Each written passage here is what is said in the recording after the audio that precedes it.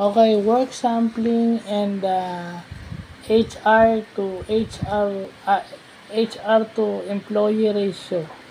So ano to?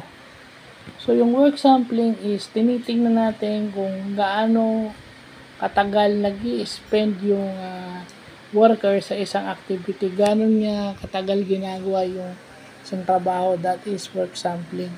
And then yung yung yung employees ratio naman, yun ang ginagamit sa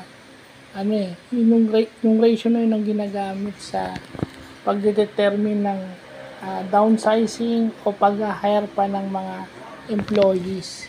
Kasi minsan, kung sobra na kayo based on that, kailangan mag-downsize kayo.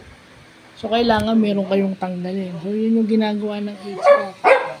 May mga ratio sila na kino-compare na kapag hindi ideal, pwede silang magtanggal o magdagdag. So, yun yung mga importanteng na pag-aaralin natin. May mga statistical method doon na may statistical formula yan. Pero hindi na muna natin i-discuss sa kanya.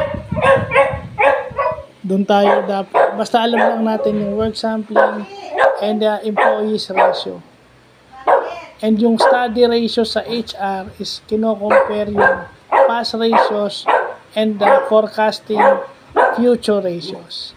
So, yun lang po.